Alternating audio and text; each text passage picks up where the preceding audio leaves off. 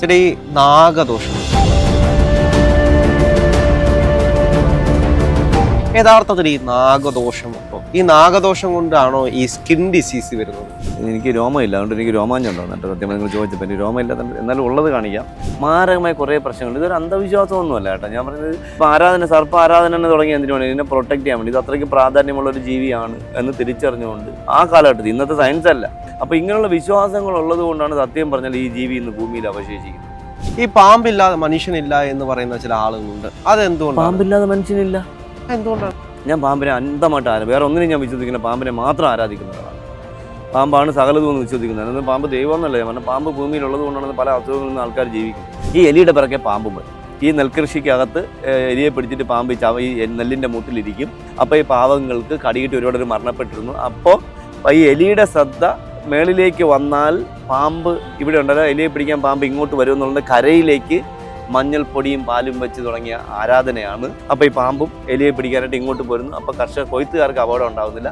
അങ്ങനെ തുടങ്ങിയ ഒരു ആരാധനയാണ് ഇന്ന് സർപ്പ ആരാധനയായിട്ട് ലോകമെമ്പാടും ആരാധിക്കുന്നത്. ചേട്ടാ ഈ നാഗദോഷം ഒരുപാട് പേര് പലപ്പോഴും പറയാറുള്ളതാണ്. പല ജ്യോതിഷന്മാരുടെ അടുത്ത് പോയി കഴിഞ്ഞാൽ പറയാറുള്ളതാണ്, നിങ്ങളുടെ വീട്ടിൽ നാഗദോഷമുണ്ട്, കുടുംബത്തിൽ നാഗദോഷമുണ്ട്. യഥാർത്ഥത്തിൽ ചേട്ടൻ ഒരുപാട് പാമ്പുകളെ അല്ലെങ്കിൽ ഇത്തരത്തിലുള്ള അതിഥികളെ പിടിച്ചിട്ടുണ്ട്. യഥാർത്ഥത്തിൽ ഈ നാഗദോഷമുണ്ടോ? ഈ നാഗദോഷം കൊണ്ടാണോ ഈ സ്കിൻ ഡിസീസ് വരുന്നത്? നല്ല ചോദ്യമാണ്. കാരണം ഒരുപാട് സ്ഥലങ്ങളിൽ പോകുമ്പോൾ ആൾക്കാർ ചോദിക്കുന്ന ഒരു ചോദ്യം നിങ്ങൾ പറഞ്ഞിട്ടുണ്ടല്ലോ, എനിക്ക് രോമമില്ല, അതുകൊണ്ട് എനിക്ക് രോമാഞ്ചം ഉണ്ടോ എന്നിട്ട് സത്യം നിങ്ങൾ ചോദിച്ചപ്പോൾ എനിക്ക് രോമമില്ല. എന്നാലും ഉള്ളത് കാണിക്കാം. എനിക്ക് നിങ്ങളത് പറഞ്ഞു കേട്ടപ്പോൾ എനിക്ക് രോമമൊക്കെ കഴിച്ചിരിക്കുന്നത്. കാരണം പല സ്ഥലത്തും ചെല്ലുമ്പോൾ ആളുകൾ ചോദിക്കുന്നൊരു ചോദ്യമാണ്. പക്ഷേ ഞാൻ കുറേ ആൾക്കാരെ, പാമ്പിനെ പിടിക്കുന്ന ആൾക്കാരെ കുറിച്ച് ഞാൻ പഠിക്കാൻ ശ്രമിച്ചു. ഇത് എന്താ പറയുക, ഇതൊരു പ്രകൃതി നിയമമാണ്. പ്രകൃതി എന്ന് പറഞ്ഞാൽ നമുക്കറിയാം എല്ലാം കൂട്ടപ്പെട്ട് കിടക്കുന്നതാണ് പറയാം. അപ്പോൾ ഒരു കണക്ഷനാണ്. പക്ഷേ ഇവിടെ ഞാൻ കുറേ നാളുകൊണ്ട് കുറേ പാമ്പിനെ പിടിക്കുന്ന ആൾക്കാരുടെ ജീവിതം പഠിച്ചപ്പോൾ ഒരുപാട് ആൾക്കാരുടെ പേര് പറയുന്നതിന് ബുദ്ധിമുട്ട്. ഒന്നുകിൽ അവരുടെ കുടുംബത്തിൽ അദ്ദേഹത്തിൻ്റെ മക്കൾക്കോ എന്തെങ്കിലും വൈകല്യങ്ങൾ, അപ്പോൾ പറയാൻ ചിലപ്പോൾ എന്താ പറയുക, അവരുടെ ഹോർമോൺ വേരിയേഷൻ എന്തെങ്കിലുമൊക്കെ പറയാം. പക്ഷേ ഞാൻ ഇവരുടെ ഈ ഒരുപാട് ആൾക്കാരുടെ അടുത്തപ്പോൾ ഒരാളുടെ എന്താ പറയുക ഫാമിലി ഉപേക്ഷിച്ച് പോകുന്നു, അല്ലെങ്കിൽ മക്കൾക്ക് വരുന്ന അസുഖങ്ങളുണ്ടായിരുന്നു, അല്ലെങ്കിൽ മാരകമായ കുറേ പ്രശ്നങ്ങൾ. ഇതൊരു അന്ധവിശ്വാസമൊന്നുമല്ല കേട്ടോ. ഞാൻ പറയുന്നത് പിന്നെ ജ്യോതിഷം എന്ന് പറയുന്നത് ഒരു കണക്കാണ്. അത് എന്താ പറയുക, ഇതിനെ കൊല്ലാതിരിക്കാൻ വേണ്ടി, ഇതിനെ പ്രൊട്ടക്ട് ചെയ്യാൻ വേണ്ടി. ഇപ്പോൾ സർപ്പ ആരാധന എന്ന് തുടങ്ങി എന്തിനാണ് ഇതിനെ പ്രൊട്ടക്ട് ചെയ്യാൻ വേണ്ടി. ഇത് അത്രയ്ക്ക് പ്രാധാന്യമുള്ള ഒരു ജീവിയാണ് എന്ന് തിരിച്ചറിഞ്ഞുകൊണ്ട് ആ കാലഘട്ടത്തിൽ, ഇന്നത്തെ സയൻസ് അല്ല, അന്ന് ഒന്നും അറിയാത്ത കാലഘട്ടത്തിന് ആൾക്കാർ പാമ്പിൻ്റെ മരുന്ന് കടികെട്ടിയൊക്കെ എടുക്കുന്ന മരുന്ന്, പച്ചില മരുന്ന് സേവിച്ച് എന്തൊക്കെയാണെന്നൊന്നും അറിയില്ല, സേവിക്കാൻ കൊടുത്തിട്ടുണ്ടായിരുന്നു. അപ്പോൾ ഇത് ആ സ്കിൻ ഡിസീസ്, വെള്ള കളർ വരുന്നത് അതൊന്നുമല്ല, പാമ്പിൻ്റെ ഒന്നുമല്ല. എൻ്റെ കയ്യിൽ പറഞ്ഞാൽ പടക്കം പൊട്ടിയതാണ്, അത് പാമ്പ് കഴിച്ചിട്ട്, പാമ്പിൻ്റെ ശാപം കൊണ്ടൊന്നുമല്ല. പിന്നെ ഡിസീസ് വരുന്നത് നമ്മുടെ എന്താ പറയുക, നമ്മുടെ സ്കിന്നിലുണ്ടാവുന്ന എന്താ പറയുക, ഇപ്പോൾ കെരാറ്റിൻ പാമ്പിൻ്റെ തൊലിയിലുണ്ടാവുന്നതാണ്. നമ്മുടെ മിനാലിൻ്റെ വ്യത്യാസം വരുന്നതുകൊണ്ട് നമുക്ക് സ്കിൻ ഡിസീസ് വെള്ളം ഉണ്ടാവുന്നത്. പക്ഷേ ഇതിനകത്തൊരു അത്ഭുതം എന്ന് പറയുന്നത്, ചില ആളുകൾ അതിന് വേണ്ടുന്ന പൂജകളൊക്കെ ചെയ്ത് കഴിയുമ്പോൾ, അല്ലെങ്കിൽ അത്തരത്തിലുള്ള കാര്യങ്ങൾ ചെയ്ത് കഴിയുമ്പോൾ ഇത് മാറുന്നതായിട്ട് അത് എനിക്ക് തോന്നുന്നു. നമ്മളല്ലേ, നമ്മൾ സന്തോഷത്തോടെ ഇരിക്കുമ്പോൾ നമ്മുടെ ഹോർമോൺസിന് ഒരു വേരിയേഷൻ ഉണ്ടാവും.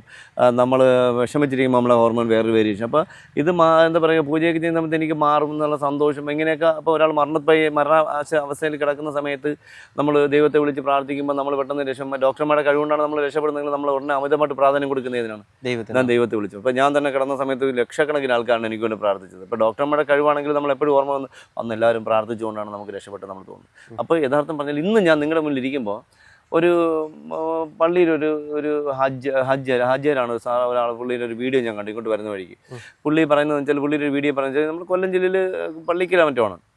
അവിടെയുള്ള ഒരു അദ്ദേഹത്തിൻ്റെ പേര്, അദ്ദേഹം രാവിലെ സഞ്ചരിച്ച സമയത്ത് ഒരു പാമ്പിനെ ചവിട്ടിയിരുന്നു, പാമ്പ് അദ്ദേഹത്തിനെ കടിച്ചിരുന്നു, അദ്ദേഹം മരിച്ചിരുന്നു.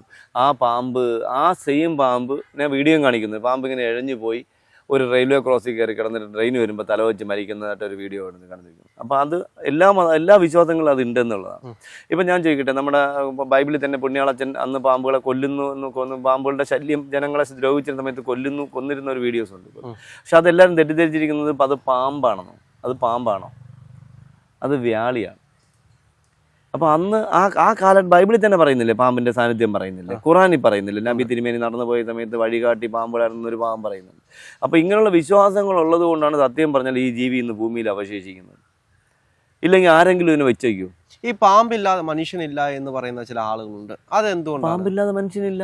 എന്തുകൊണ്ടാണ്? ഇത്ര മെഡിസിനാ പാമ്പിൽ എന്നുള്ളത് വേറെ ലോകത്തൊരു സാധനത്തിന് കണ്ടെത്താൻ കഴിഞ്ഞിട്ടില്ല നമുക്ക്.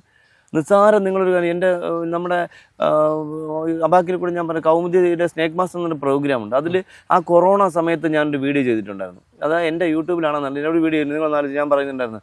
അത് ഞാൻ സയൻറ്റിസ്റ്റ് അല്ല, ഞാൻ ഡോക്ടറല്ല, ഞാൻ റിസർച്ച് ചെയ്യുന്ന ആളും. ഞാൻ റിസർച്ച് എൻ്റെ മനസ്സിൽ ഞാൻ പഠിക്കുന്ന ഒരു എന്തൊക്കെ പ്രോട്ടീൻ, പാമ്പിൻ്റെ വനത്തിൽ സോഡിയം, സിങ്ക് അല്ലെങ്കിൽ അങ്ങനത്തെ കുറേ സാധനം കെമിക്കൽസുകളാണ്. അപ്പോൾ ഈ കെമിക്കൽസിൽ നിന്ന് നമുക്ക് പല സാധനങ്ങൾക്കുള്ള ആൻറ്റിബോഡി ഉണ്ടാവും, അല്ലെങ്കിൽ പല സാധനങ്ങൾക്കുള്ള റെസിസ്റ്റൻസ് പവർ ഉണ്ടാവും, സാധനം ഉണ്ടെന്ന് നമുക്കൊക്കെ അറിയാൻ പറ്റും. ഇപ്പോൾ ഇത്രയും കടികിട്ടിയ ഒരാളാണ്. അപ്പോൾ ഈ കടികിട്ടുമ്പോൾ ആൻറ്റിവനത്തിൽ നിന്ന് വരുന്ന ഡോട്ടുകൾ വരുന്ന സാധനങ്ങൾ എന്തൊക്കെയാണ് നമുക്ക് മനസ്സിലാക്കാൻ പറ്റുന്നുണ്ടല്ലോ. അപ്പോൾ ഞാൻ അത് വെച്ച് അപ്പോൾ പറഞ്ഞു, നിങ്ങൾ ഇത്രയും ഭയപ്പെടുന്ന, ഇത്രയും ഭീകര ഇത് പറയുന്ന ഈ കൊറോണ എന്ന് പറഞ്ഞ സാധനത്തിൽ നിന്ന്, കൊറോണ എന്ന് പറഞ്ഞ ഈ ഭീകര അവസ്ഥയിൽ നിന്ന് നമുക്ക് മുക്തനാക്കാൻ നമ്മുടെ ഭാരതത്തിലെ പാമ്പുകളിൽ നിന്നുള്ള വനത്തിൽ നിന്ന് നല്ല പ്രോട്ടീൻ ഉണ്ട്, നല്ല മെഡിസിൻ ഉണ്ട്, നല്ല കെമിക്കൽ ഉണ്ട് എന്ന് പറഞ്ഞപ്പോൾ സമയത്ത് എല്ലാവരും എന്നെ പരിഹസിച്ചു.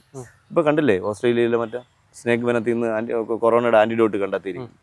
നമ്മൾ പറയുമ്പോഴാണ് അത് മോശമായിട്ട് വരുന്നത്. അപ്പോൾ ഞാൻ പറഞ്ഞു, നമ്മളെ വിഷയം അതിൽ എന്തെങ്കിലും ചോദിച്ചു വന്ന ചോദ്യം, രാഹുൽ ചോദിച്ചു വന്ന ചോദ്യം പാമ്പിൻ്റെ അന്ധവിശ്വാസങ്ങൾ.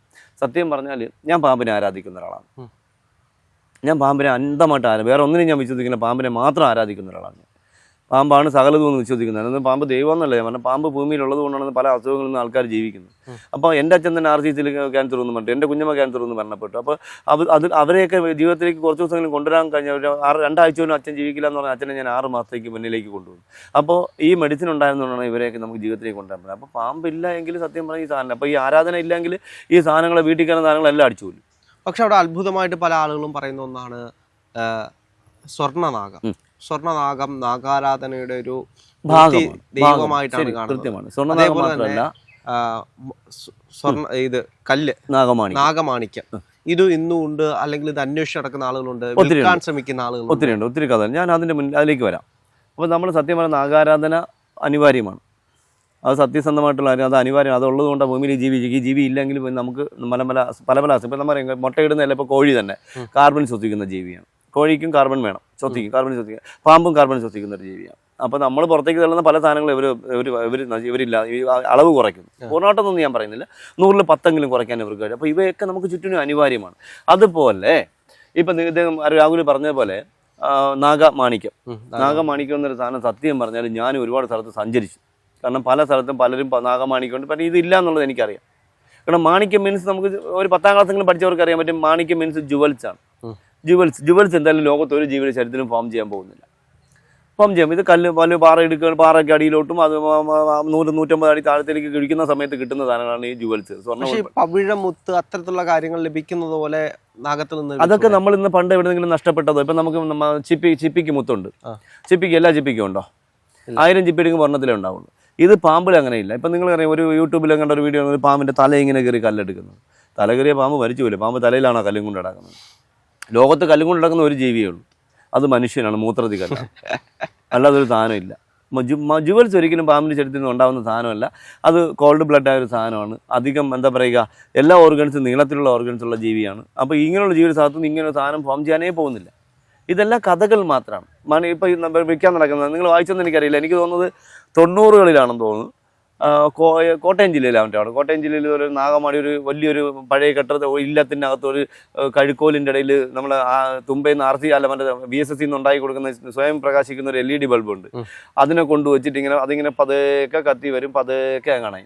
ഇത് കൊണ്ടുവച്ചിട്ട് ഇത് നാഗമാണിക്കാണെന്ന് പറഞ്ഞ് എറണാകുളത്ത് നിന്ന് കച്ചവടക്കാരെ കൊണ്ടുവന്ന് പറ്റിച്ച് 50 ലക്ഷം രൂപ അഡ്വാൻസ് വാങ്ങിച്ച് അവസാനം അവനെ പറ്റിച്ചപ്പോൾ അവന് മനസ്സിലായി പിന്നെ ഡേറ്റ് മാറ്റി പറഞ്ഞപ്പോൾ അവന് തട്ടിപ്പാണെന്ന്. അവസാനം ആളിനെ കൊന്നു. ആളിനെ ഒരു 10 ലക്ഷം രൂപ കൊടുത്ത് ഗുണ്ടകളെ കൊണ്ട് അയാളെ കൊന്നില്ല. നമ്മൾ വായിച്ചില്ലേ അതൊക്കെ? അപ്പോൾ ഇതൊക്കെ തട്ടിപ്പാണ്.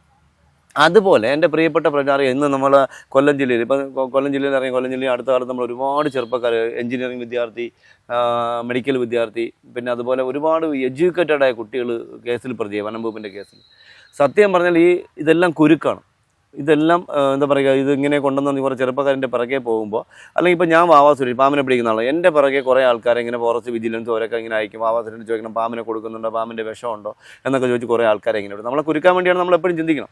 നമ്മളെ പുറകിൽ ഇങ്ങനെ ഒരാൾ വരുന്നുണ്ടെങ്കിൽ ഉറപ്പായിട്ട് ചിന്തിക്കുക, ഇത് പുറകിൽ നിന്ന് ആരോ കളിക്കുന്നതാണ്, ഇത് ഒരു നമ്മളെ ട്രാപ്പ് ചെയ്യാനുള്ള പരിപാടിയാണ്. നമ്മൾ ഈ ചെറുപ്പക്കാരൻ്റെ ഇരുതല പാമ്പിൻ്റെ പിറകെ പോയി പിടിച്ചു. നിങ്ങൾ കണ്ടില്ല, ആ ഒരു എഡ്യൂക്കേറ്റഡ് ചെറുപ്പക്കാരൻ എഞ്ചിനീയറിംഗ് സെക്കൻഡ് ഇയർ വിദ്യാർത്ഥിയാണ്. പാമ്പുകൾക്കാണ് നാഗമാണിക്കുണ്ട്. അല്ലെങ്കിൽ ഈ ഇരുതല പാമ്പിൻ്റെ ദേഹത്ത് എന്ത് സാധനം ഉള്ളത്? ഇരുതല പാമ്പിന് കോടിയിൽ കിട്ടുന്നത് എന്താണ് കോടിയുള്ളത്? ഈ കൊണ്ടുപോകുന്ന സ്ഥലത്ത് കവറിൽ നിന്ന് ചത്തുപോകുന്ന സാധനമാണ്. ഇതിനെ വിദേശത്തൊക്കെ കയറ്റി അയച്ചാൽ കോടിയിൽ കിട്ടുന്നത്. ഈ ചെറുപ്പക്കാർക്ക് ഇത്രയ്ക്ക് വിവരം വിദ്യാഭ്യാസം ഇല്ലേ? പക്ഷേ ഇപ്പോഴും രഹസ്യമായിട്ട് ചില മാന്ത്രിക വിദ്യകൾ ഇതെല്ലാം തട്ടിപ്പാണെന്നേ, ഇതെല്ലാം തട്ടിപ്പാണെന്ന് അടിവരായിട്ട് ഞാൻ പറയുന്നു. ഇതെല്ലാം തട്ടിപ്പാണെന്നേ. ഇത് ഞാൻ ചോദിക്കട്ടെ, ഇപ്പം നിങ്ങളുടെ രാഹുലിൻ്റെ കയ്യിൽ ഒരു അക്കൗണ്ടിൽ ഒരു 2.5 കോടി രൂപ ഇരിക്കുന്നു, അക്കൗണ്ടിൽ നിങ്ങളുടെ കുടുംബസ്വത്ത് വിറ്റ പൈസ 2.5 കോടി രൂപ അല്ലെങ്കിൽ 10 കോടി രൂപ ഇരിക്കണമെന്ന് വിചാരിക്കട്ടെ. ഈ 10 കോടി രൂപ നിങ്ങളുടെ അക്കൗണ്ടിൽ കിടക്കുമ്പോൾ നിങ്ങൾക്ക് ഒരു 5-6 കോടി രൂപ കൊടുത്തൊരു ഇരുതല പാമ്പിനെ വാങ്ങിക്കൊണ്ട് വന്ന് നിങ്ങൾ അക്കൗണ്ടിൽ കിടക്കുന്ന പൈസ എടുത്തുകൊണ്ട് വന്ന് ഈ ചത്തുപോണ സാധനത്തിനെ വാങ്ങിക്കൊണ്ട് വന്ന് നിങ്ങൾ ഒരു പൂജ ചെയ്യാനായിട്ട് നിങ്ങൾ മെനക്കെടുവോ? പിന്നെ എങ്ങനെ അതിന് വില ഉണ്ടാവുന്നത്? ഒരു വില 10 പൈസയുടെ വിലയില്ലാത്തൊരു സാധനമാണത്.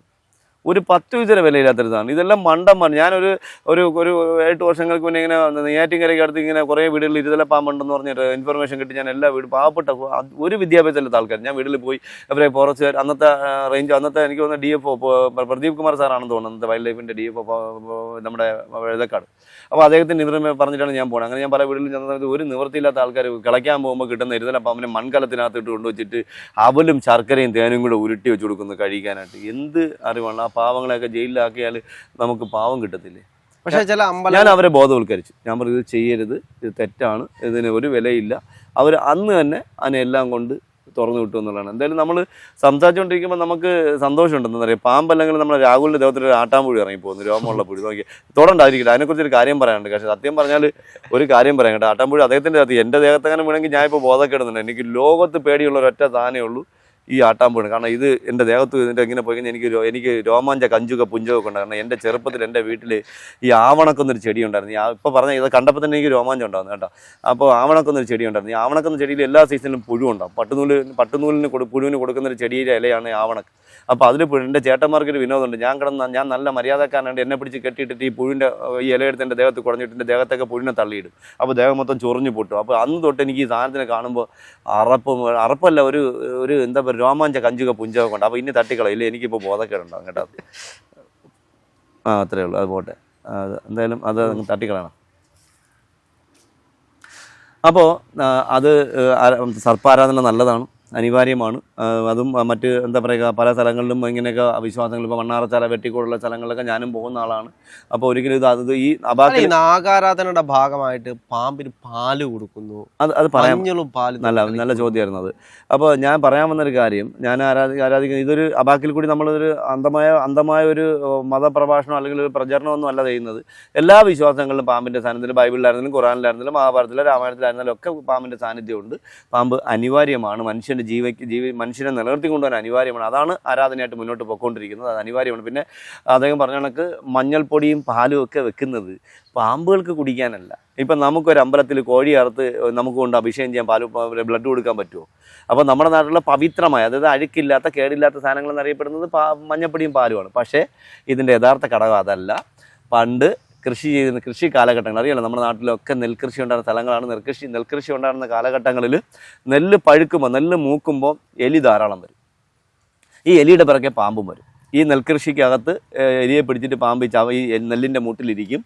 ആ സമയത്ത് പാവപ്പെട്ട കർഷകർ ഒരു നിവൃത്തിയില്ലാത്ത കാലഘട്ടത്തിൽ ഈ കൊയ്ത് കിട്ടുന്ന നെല്ല് കൊണ്ടേ ഉണക്കി അവിച്ച് അരിയാക്കി കഴിക്കുന്ന കാലഘട്ടം ഉണ്ടായിരുന്നു.